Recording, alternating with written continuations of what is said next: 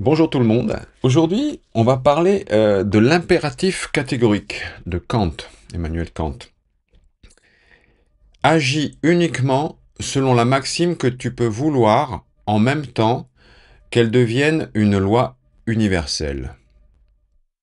Donc cette phrase, tirée de l'œuvre d'Emmanuel Kant, résume l'un des concepts les plus influents de la philosophie morale, l'impératif catégorique.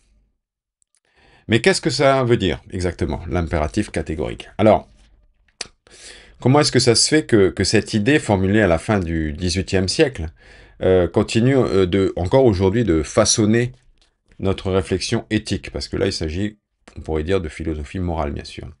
Donc on va explorer qu'est-ce que c'est que l'impératif catégorique, son contexte, sa signification et ses implications. On va s'appuyer bien sûr sur les textes d'origine de Kant et des commentateurs reconnus également. Beaucoup de gens ont commenté là-dessus.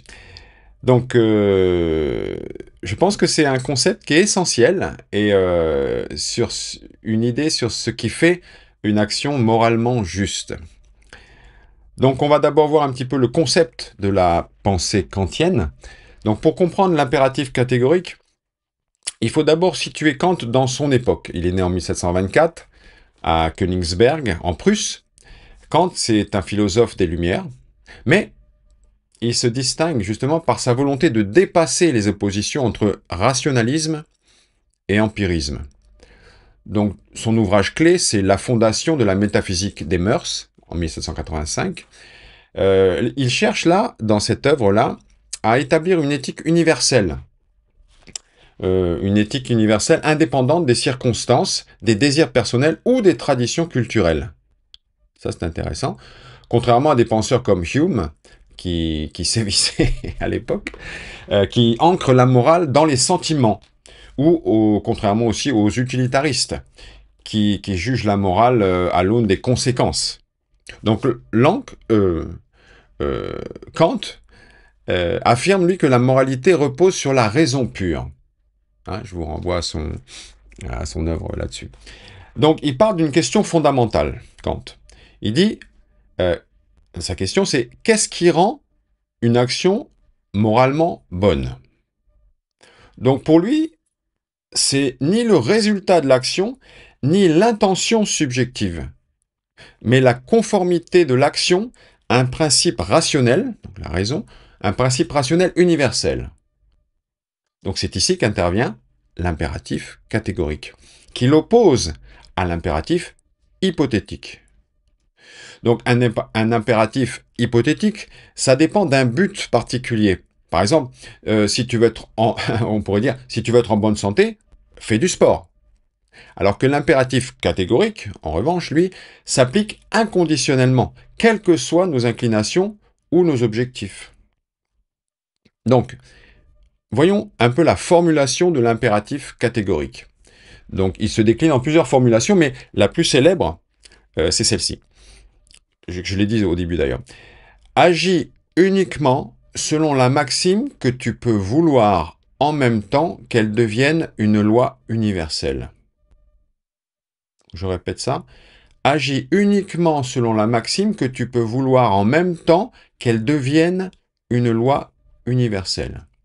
Donc il faut savoir qu'une maxime, chez Kant, c'est une règle subjective qui guide notre action. Par exemple, si vous dites je vais mentir pour obtenir un avantage. On ment pour s'en sortir de quelque chose, pour gagner quelque chose. Je vais mentir pour obtenir un avantage. Donc l'impératif catégorique, il nous demande de tester cette maxime en imaginant qu'elle devienne une loi universelle, applicable à tous. Donc on peut se demander, si tout le monde mentait systématiquement, est-ce que ça marcherait? Non, la confiance disparaîtrait, rendant le mensonge impossible, car plus personne ne croirait plus personne. Donc ça ne peut pas marcher si tout le monde le fait. Quand vous voulez faire quelque chose, donc là, cette contradiction montre que la maxime du mensonge n'est pas moralement valide. Dans sa structure, elle n'est pas valide, ça c'est sûr. Donc le truc, c'est de se dire que avant de faire quelque chose, on se dit, si tout le monde faisait ça, est-ce que ça marcherait? Si c'est pas le cas, Kant nous dit, le fais pas. Parce que si tu peux pas l'ériger en loi universelle, si tout le monde le faisait, non. Pourquoi toi tu le ferais? Pourquoi tu serais une exception? C'est ça le truc. Donc, une autre formulation importante de cet impératif catégorique, c'est celle de l'humanité comme fin en soi. Ça, j'aime beaucoup aussi cette idée. C'est-à-dire, agis de façon à traiter l'humanité aussi bien dans ta personne que dans celle de tout autre, toujours en même temps comme une fin, et jamais simplement comme un moyen. Ça signifie que chaque personne, en tant qu'être rationnel, possède une dignité qui est inaliénable. Par exemple, si on veut manipuler quelqu'un pour atteindre ses propres objectifs sans respecter son autonomie à cette personne, c'est immoral selon Kant. Et pas que selon Kant, à mon avis, ça l'est aussi. Quand vous voulez manipuler quelqu'un et que vous traitez la personne comme un moyen d'obtenir quelque chose, ou un moyen pour vous, eh ben vous ne la traitez pas en tant que personne humaine avec la dignité qu'elle mérite. Comme vous êtes un humain, on partage cette humanité. Donc il faut... l'impératif catégorique nous demande de traiter l'humanité, l'humain, le prochain, comme une fin en soi, et pas comme un moyen. Observez bien ça dans la vie, voyez si vous le faites, et aussi quand d'autres le font. C'est malheureusement assez courant. Prenons un exemple concret. Imaginez par exemple que vous envisagiez de ne pas tenir une promesse. Donc selon l'impératif catégorique, vous devez vous demander, est-ce que je peux vouloir que tout le monde rompe ses promesses?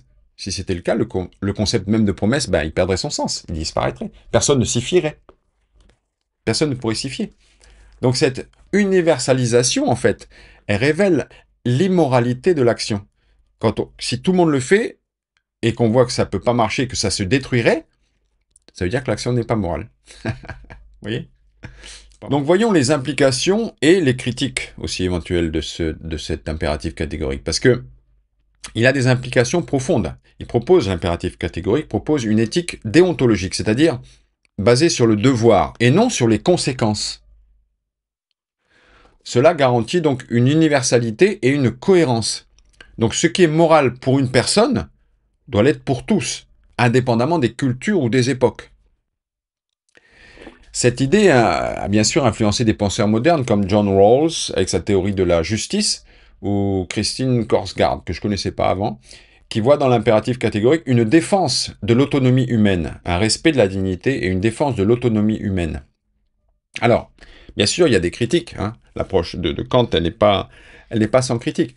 Certains, comme par exemple, j'en ai parlé tout à l'heure en introduction, les utilitaristes, ils reprochent à l'impératif catégorique son caractère absolu, qui peut mener à des jugements peut-être rigides. C'est-à-dire qu'on applique tout le temps le truc. Bon.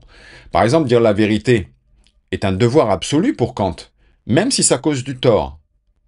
Comme par exemple révéler la cachette d'une personne poursuivie dans une situation extrême. Donc là, c'est vrai que... D'autres, comme Hegel, ils critiquent Kant parce qu'il a proposé une morale formelle qui est détachée des réalités historiques et sociales. Donc c'est vraiment quelque chose de transcendant quasiment qu'il propose Kant. Donc malgré ces objections qu'on peut bien sûr retenir et tout à fait comprendre, l'impératif catégorique, ça reste quand même une boussole puissante vraiment pour réfléchir à nos choix moraux. Je pense que c'est une bonne question qu'on peut se poser. Je vais faire quelque chose. Si tout le monde le faisait, est-ce que ça fonctionnerait encore? Si ce n'est pas le cas, ne le faites pas. Pas compliqué. Et quand je veux agir, faire quelque chose ou être en interaction avec quelqu'un, est-ce que cette personne, je la respecte en tant que telle, comme dirait Perceval? Je la respecte en tant qu'humain comme moi, comme une fin en soi. La personne, c'est une fin en soi. L'humanité est une fin en soi. C'est pas un moyen. Je ne vais pas l'utiliser pour quelque chose. C'est simple, en fait, comme concept.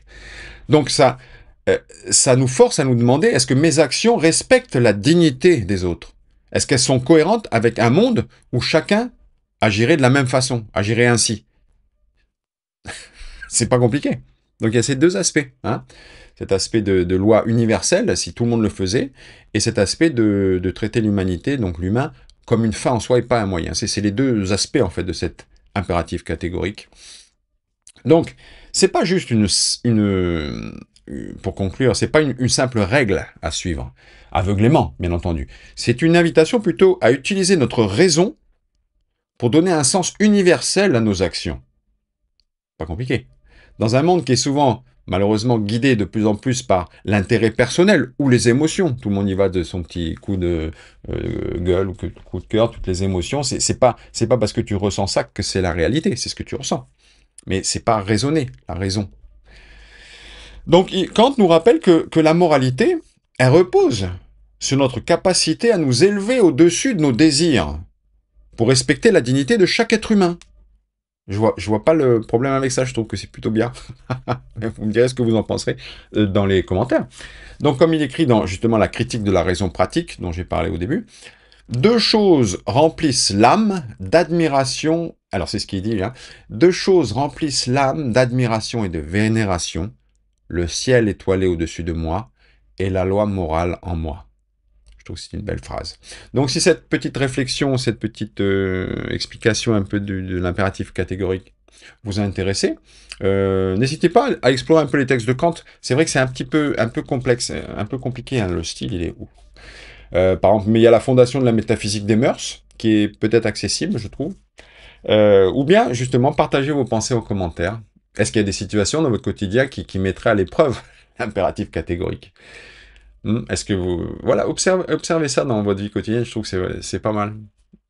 On essaie d'être des meilleures personnes, quoi. Hein? Je vous remercie beaucoup, je vous embrasse et je vous dis à très bientôt. Soyez en paix. Au revoir.